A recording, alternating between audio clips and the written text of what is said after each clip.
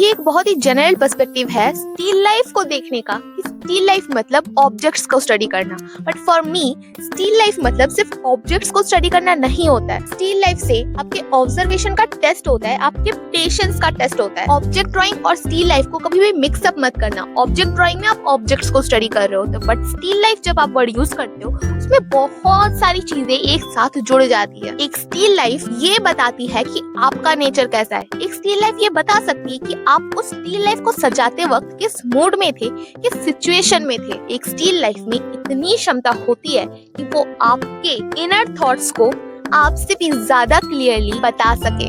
Still life एक जरिया होता है खुद से मिलने का, खुद के साथ वक्त बिताने का। एक स्टिल लाइफ की लाइट, शैडो, डेप्थ, उसका टेक्सचर, वो किस तरह से सजाया गया है, उसकी एनवायरनमेंट क्या है, उसकी कंपोजिशनल स्ट्रक्चर क्या है, ये सारी चीजें सिर्फ एक स्टिल लाइफ को नहीं दर्शाता बल्कि आपको दर्शाता है, आपके अंदर के इमोशंस को दर्शाता है। और कहते हैं ना, art speaks where words are unable to explain। ये लाइन स्टिल लाइफ में बहुत ही अच्छे से फिट होती है। जैसे लाइफ को अगर आप दूर से देखो तो वो बहुत ही सिंपल लग रही होती है, बट जैसे जैसे आप किसी के भी लाइफ के पास आते हो, उसको पास से देखते हो, तब आपको समझ आता है कि किन किन सिचुएशंस के बेसिस पे, किन किन चीजों के बेसिस पे एक इंसान एक्ट कर रहा होता है। वैसे ही स्टिल लाइफ को जब आप दूर से देखो तो वो एक सिंपल सी स्टिल लाइफ है जहाँ पे कुछ ऑब्जेक्ट्स को कंपोज किया गया है साथ में। But in the deep with in, जब आप एक स्टिल लाइफ को बहुत ही करीब से देखोगे, उसे समझने की कोशिश करोगे, तब आपको ये समझ आएगा कि वो स्टिल लाइफ भी आपको समझने की कोशिश कर रहा है। And trust me, it's a very very very beautiful connection. आज के इस वीडियो में हम एक स्टिल लाइफ को स्टेप बाय स्टेप ड्रॉ करेंगे, उसके साथ साथ समझेंगे कई सारे फैक्टर्स जो स्टिल लाइफ को अलाइव बना रहा होता है। समझेंगे कि एक स्टिल लाइफ किस तरह से हमारे अंदर के इमोशंस को खुद के अंदर एब्जॉर्ब करता है, देन इस पूरी दुनिया के सामने शो करता है। ये वीडियो बहुत ही इंटरेस्टिंग होने वाली है, बहुत से इंपॉर्टेंट पॉइंट्स पे हम डिस्कस करेंगे, तो इस वीडियो को स्किप मत करना। वीडियो के शुरू होने से पहले एक छोटा सा सवाल, आप स्टिल लाइफ को जब भी ड्रॉ करते हो तो आपका क्या इंटेंशन रहता है एक स्टिल लाइफ के लिए? क्या इस तरह से आपने कभी स्टिल लाइफ को समझने की कोशिश की? कमेंट में जरूर बताएं। सो और लंबा नहीं करेंगे वीडियो को, शुरू करते हैं आज का video. Without any further do, let's begin.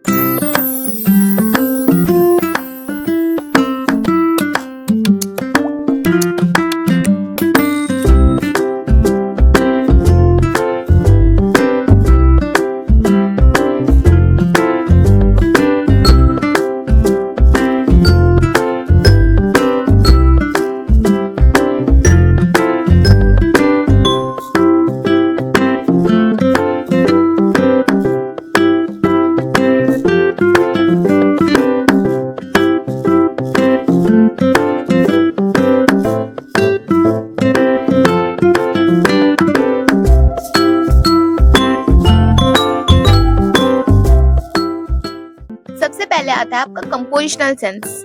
आप किस वे में सारी चीजों को सजा रहे हो, अरेंज कर रहे हो, क्योंकि बेसिकली स्टिल लाइफ की कंपोजिशन ही है, क्योंकि वहाँ पे कई सारी चीजें आप साथ में कंपोज कर रहे हो। तो वो कंपोजिशन कैसा होगा कि पर्सन टू पर्सन वेरी करता है। आपका कंपोजिशनल टेस्ट जो है वो दूसरे इंसान के टेस्ट से मैच नहीं करेगा, और वो जो यूनिकनेस है टेस्ट में, वही आपके नेचर को शो करता है, आपके थिंकिंग प्रोसेस को शो करता है। बेसिकली तो कुछ रूल्स होते हैं, जैसे golden ratio, rule of third, इन सारी मेथड्स को आप फॉलो करते हुए चीजों को अरेंज कर सकते हो कि उनकी पोजीशनिंग कहाँ पे होगी, बट कौन कौन सी चीजें कहाँ पे रखोगे, किन किन टाइप की चीजों को आप सिलेक्ट आउट करोगे, ये बिल्कुल ही आपकी पर्सनल चॉइस है। कुछ आर्टिस्ट चीजों को अरेंज नहीं करते, या फिर इस वे में अरेंज करते हैं कि वो देखने में लगे कि वो फैला हुआ है। वो उनका कंपोजिशनल टेस्ट है। वो उसी तरह से खुद को उन चीजों में ढूंढ पाते हैं। जिस भी चीज से आप खुद से बहुत ज्यादा कनेक्टेड फील करो। बहुत लोग फ्रूट्स को चूज करते हैं, बस फ्रूट्स पे ही ड्रॉ करे जाते हैं, उनपे ही मास्टरी हासिल करते हैं। मैं ये नहीं कह रही कि शुरू से ही एक सब्जेक्ट को आप फिक्स कर लो। आप सारी चीजों को ट्राई करो, स्टडी करो, देन ये ऑब्जर्व करो कि आप किस चीज से सबसे ज्यादा कनेक्टेड फील कर रहे हो, कौन सी चीज आपसे सबसे ज्यादा कनेक्टेड फील कर रही है। क्योंकि बेसिकली जब आप कुछ भी ड्रॉ कर रहे होते हो, कुछ भी मीन्स कुछ भी, मैं बस यहाँ पे स्टिल लाइफ की बात नहीं कर रही, कुछ भी ड्रॉ करो, अगर आप एक सूखे से पत्ते को भी ड्रॉ करो, इट मीन्स कि आप अपने अंदर के इमोशंस को उस उस पत्ते में ट्रांसफर कर रहे होते हो। हम जो कमर्शियल वर्क्स करते हैं, हम चार्जेस लेते हैं, पैसे लेते हैं, उसके बदले हम पैसे किस चीज के लेते हैं? पेंट्स के, पेपर्स के। हमारे इमोशंस बेचे नहीं जा सकते, हमारा जो टाइम है वो बेचा नहीं जा सकता। तो एक पेंटिंग बेसिकली प्राइसलेस ही होती है, पर उनमें जो मटेरियल्स लगे हैं वो मटेरियल कॉस्ट सिर्फ हम उन इंसान से कमर्शियल वर्क्स में लेते हैं।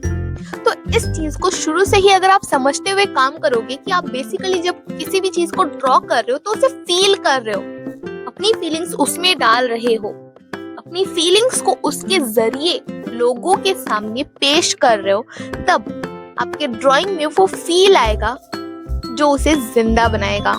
हाँ, but point to be noted कि शुरू से ही आपको फीलिंग्स के पीछे नहीं भागना है कि इस चीज पे नहीं, फीलिंग्स नहीं आ रहा, इस चीज पे नहीं। शुरू में आपको बहुत ज्यादा प्रैक्टिस करना है, बहुत ज्यादा मीन्स बहुत ज्यादा प्रैक्टिस करना है। जब आप 500,000 से भी ज्यादा स्टिल लाइफ प्रैक्टिस कर लोगे, तब एक लेवल पे जाने के बाद ये सारी चीजें आपको समझ आएगी कि हाँ, संचारी ने कभी बोला था, अब मैं इन सारी चीजों को रिलेट कर पा रहा हूँ या फिर कर पा रही हूँ।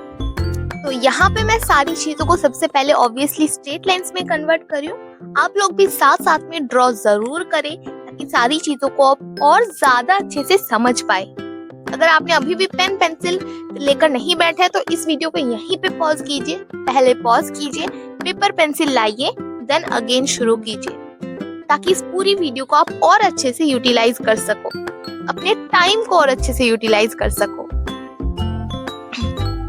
तो यहाँ पे मैंने सामने एक बकेट रखा है ताकि वो फोकस ले सके, देन धीरे धीरे चीजों को पीछे के साइड में रखा है ताकि उससे डेप्थ फील हो। कभी भी एक स्टिल लाइफ में सारी चीजें लाइन वाइज मत सजाइएगा, इससे आपकी ड्राइंग में डेप्थ फील नहीं होती। ऑफ कोर्स ये आपकी स्टाइल बन सकती है एक लेवल पे जाने के बाद कि मैं सारी चीजों को एक लाइन में सजा रही हूँ, या आपकी ओन स्टाइल बन सकती है, ओन क्रिएशन बन सकती है। बट शुरू में ये फील करिए कि डेप्थ कैसे क्रिएट करते हैं, डेप्थ क्यों क्रिएट करते हैं, चीजों को ऊपर नीचे सजाकर कैसे डेप्थ क्रिएट करी जाती है। इन सारी चीजों को जब आप समझते चले जाओगे तो बहुत ज्यादा हेल्प होगी इन फ्यूचर इन सारी चीजों को रिलेट करने के लिए।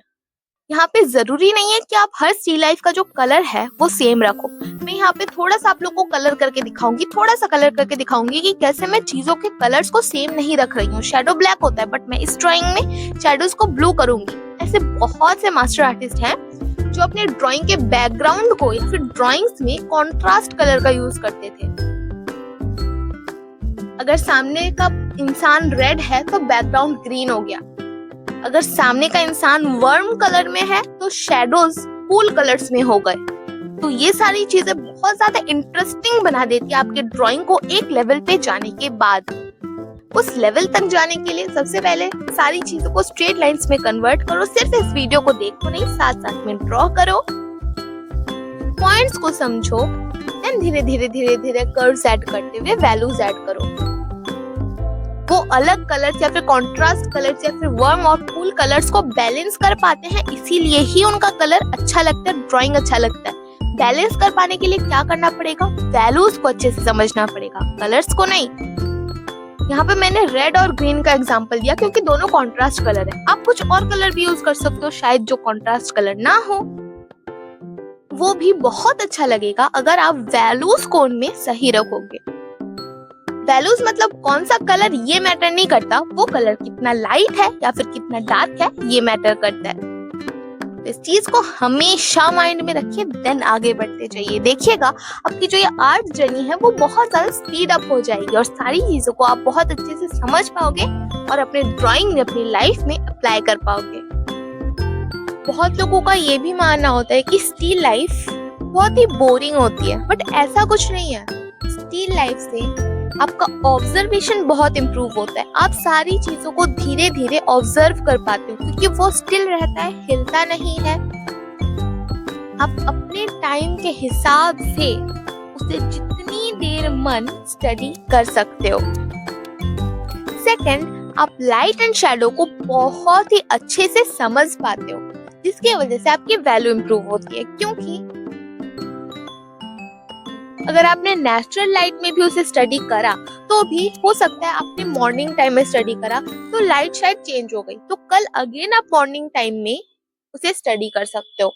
बट अगर आप स्टिल लाइफ के अलावा कुछ और स्टडी कर रहे हो, फॉर एग्जाम्पल आप लाइव मॉडल स्टडी कर रहे हो या फिर लाइव कोई कंपोजिशन कर रहे हो, आउटडोर जाकर कोई सीनरी कर रहे हो, तो क्या सारी चीजें वहाँ पे सेम रहेंगी? मॉडल हिलेगा, कंपोजिशन में इधर उधर कुछ चेंजेस आ सकती है, बट स्टिल लाइफ आपके द्वारा क्रिएट की गई है, वो स्टिल लाइफ आपने बैठाया है, तो वो स्टिल लाइफ में कोई चेंजेस नहीं आ रही। आप अपने हिसाब से उसे ऑब्जर्व कर सकते हैं, लाइट एंड शैडोज को बहुत ही अच्छे से डीपली समझ सकते हो। सिर्फ लाइट एंड शैडोज नहीं, तीसरा पॉइंट यहाँ पे आता है पर्सपेक्टिव, क्योंकि अगर आप किसी लिविंग थिंग को बना रहे हो, फॉर एग्जांपल आप फोलिये स्टडी कर रहे हो, पत्तों की स्टडी कर रहे हो, अगर मॉडल स्टडी भी कर रहे हो, तो वो लोग हिलेंगे, थोड़ा तो हिलेंगे ही ना, क्योंकि उनमें जान है। बट जो स्टिल लाइफ है वो स्टिल रहेगा। आप कंपैरेटिव मेजरमेंट को बहुत ही अच्छे से स्टडी कर सकते हो, बहुत ही अच्छे से अपने वे में अपना टाइम लेकर उसे स्टडी कर सकते हो। फोर्थ पॉइंट आता है पेशेंस। पेशेंस आपका स्टिल लाइफ से इसलिए इम्प्रूव होता है क्योंकि आप समझते हो इस चीज को कि एक चीज को कितने वक्त तक स्टडी करना कितना जरूरी है। अगर आप किसी और चीज को स्टडी कर रहे हो तो आप खुद को ये बहाना दे सकते हो कि हाँ ये चीज तो हिल रहा है ना, तो हम इसे जल्दी स्टडी करेंगे, इसमें तो हमारे पास कोई ऑप्शन ही नहीं है, हमें तो जल्दी स्टडी करना ही पड़ेगा। क्योंकि ब्लेम गेम जो है वो इंसान बहुत ज्यादा खेलते हैं, हम नहीं, वो नहीं, वो नहीं, वो हमारी गलती नहीं। आफ्टर ऑल हमारी गलती नहीं है, अगर आपकी गलती नहीं है तो किसी की तो गलती है। वो भी तो बोल रहा है कि हमारी गलती नहीं है, तो गलती किसकी है? तो स्टिल लाइफ में आप खुद को बहाना नहीं दे पाते बेसिकली कि ये हिल रहा है या फिर कुछ चेंजेस आ रहे हैं। वो तो बैठा है, गलती होगी तो सिर्फ आपकी। तो वहां पे आप रिस्पॉन्सिबिलिटी लेना भी सीखते हो और उसके सहारे आपका पेशेंस बहुत ज्यादा इम्प्रूव होता है। आप ये समझते हो कि एक चीज को सिर्फ देखना और ड्रॉ करना मतलब ही ड्रॉ नहीं होता है, उसे ऑब्जर्व करने के लिए, उसको समझने के लिए, उसको फील करने के लिए कितना वक्त जरूरी होता है। फिफ्थ पॉइंट आता है क्रिएटिविटी, क्योंकि स्टिल लाइफ जो है वो आप सजाते हो तो पूरा ही आपकी क्रिएशन है, इतने एडवांस टाइप के नहीं होंगे। आपके स्टिल लाइफ में जो डिसबैलेंस है वो बहुत ही क्लियरली शो हो रहा होगा और ये समझ आएगा आपके स्टिल लाइफ के कंपोजिशन को देखकर ही कि आपने स्टिल लाइफ हाल ही में ड्रॉ करना या फिर सजाना शुरू किया है। बट विथ टाइम जब आप स्टिल लाइफ सजाते जाओगे और उसे ऑब्जर्व करते जाओगे और उसे ड्रॉ करते जाओगे, तब आपको समझ आएगा कि ये चीज अगर यहाँ से यहाँ हटाई जाती और इस पोजीशन में रखी जाती तो शायद ये और अच्छी लगती। यहाँ पे थोड़ा खाली खाली लग रहा है और यहाँ पे थोड़ा ज्यादा कॉन्जेस्टेड है, तो इस चीज को अगर हम बैलेंस कर पाते तो और अच्छा लगता। इसको इस वे में अगर करा जाए तो और क्रिएटिविटी फील होगा। तो इस वे में आपकी क्रिएटिविटी भी बहुत ज्यादा डेवलप होती है, सिर्फ और सिर्फ एक स्टिल लाइफ के सहारे। तो स्टिल लाइफ से आपकी क्रिएटिविटी इंप्रूव होती है, पेशेंस इंप्रूव होता है, आपकी पर्सपेक्टिव्स, प्रोपोर्शंस इंप्रूव हो रहे होते हैं, आपकी लाइट एंड शैडोज भी इंप्रूव हो रही होती है और साथ में आपकी ऑब्जर्वेशन भी बहुत स्ट्रांग हो रही होती है।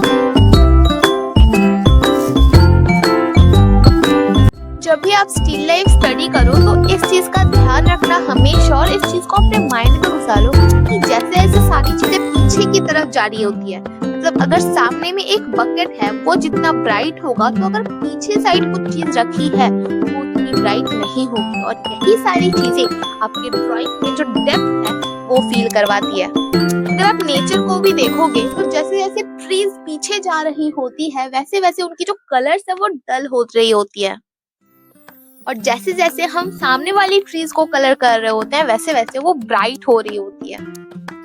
सामने की चीजों में येलोइश टोन बहुत ज्यादा नजर आता है, पीछे के चीजों में ब्लूइश टोन बहुत ज्यादा नजर आता है। ब्लूइश टोन जो है उसको डल कर रहा होता है और येलोइश टोन उस डलनेस को हटाकर उसे ब्राइट नजर दे रही होती है। ये सारी चीजें आप जब समझोगे तो ये सारी छोटी छोटी चीजें आप अपने स्टिल लाइफ में इंक्लूड कर पाओगे, जिससे छोटी छोटी चेंजेस आएंगी और एक साथ मिलकर वो छोटी छोटी चीजें बहुत बड़ा इम्पैक्ट आपके ड्राइंग में लाएगी।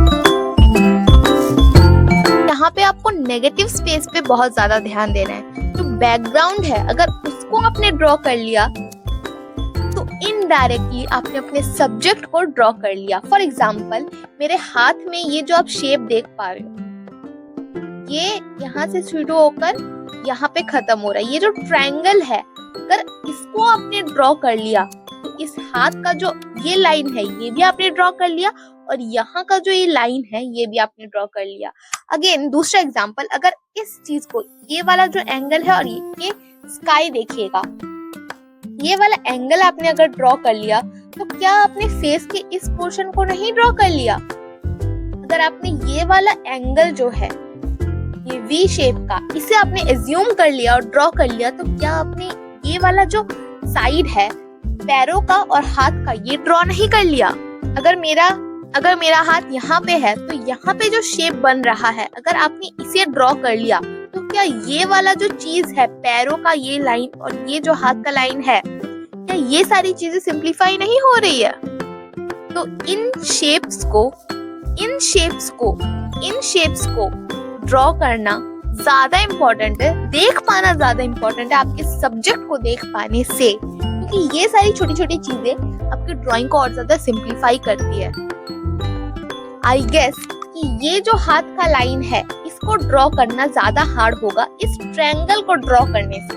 तो अगर आप इस ट्रायंगल को एक कोई भी शेप हो, डजंट मैटर कि एक ऐसा ही शेप होना होगा जिसका नाम आपको पता है, कोई भी शेप हो, उस शेप को अगर आपने ड्रॉ कर लिया तो ये बहुत ज्यादा इजी होगा इस चीज को ड्रॉ करने से। अपने हाथ को सोच कर ड्रॉ करने से ये ब्लैंक स्पेस जो शेप है इसको ड्रॉ करना बहुत ज्यादा इजी होगा।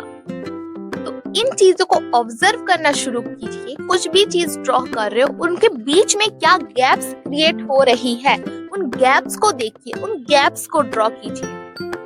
अगर मैं यहाँ पे खड़ी हूँ तो ये जो शेप बन रहा है, यहाँ पे जो ट्रायंगल बन रहा है, ये जो गैप है, इस गैप को अगर आपने ड्रॉ कर लिया तो इनडायरेक्टली आपने मेरे पैरों के स्ट्रक्चर को ड्रॉ कर लिया। मेरे पैर किस एंगल में है इस चीज को आपने ड्रॉ कर लिया, गैस कर लिया।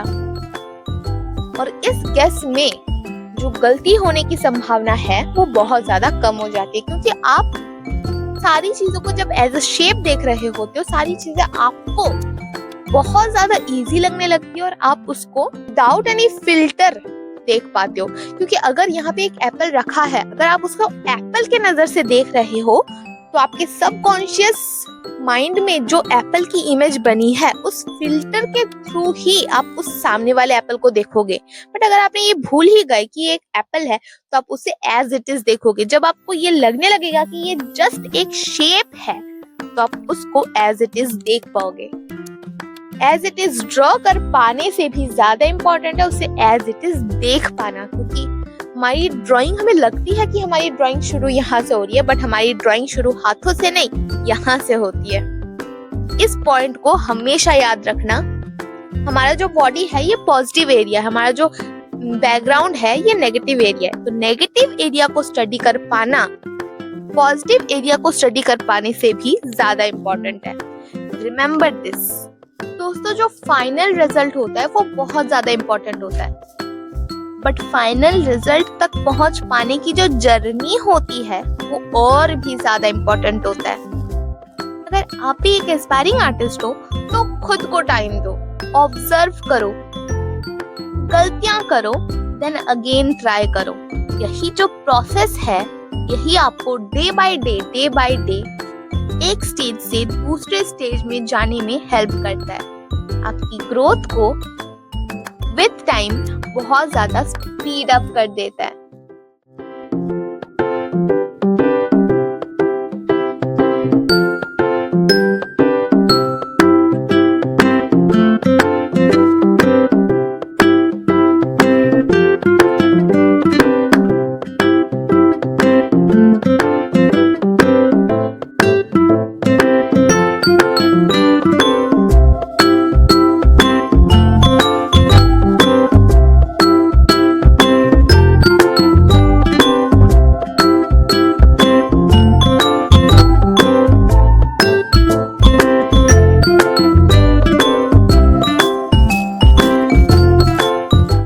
आप भी एक इंस्पायरिंग आर्टिस्ट हो तो इस बात को हमेशा याद रखना कि प्रैक्टिस के साथ साथ कंपैरिजन भी बहुत ज्यादा जरूरी है। आपका हर एक आर्टवर्क परफेक्ट नहीं होगा, बट आपका हर एक आर्टवर्क आपको हेल्प करेगा इम्प्रूव करने के लिए, ग्रो करने के लिए। अगर मेरी वीडियोस आप लोगों को हेल्प करती है सारी चीजों को इजी वे में समझने के लिए तो कमेंट में जरूर बताएं और स्टे ट्यून्ड।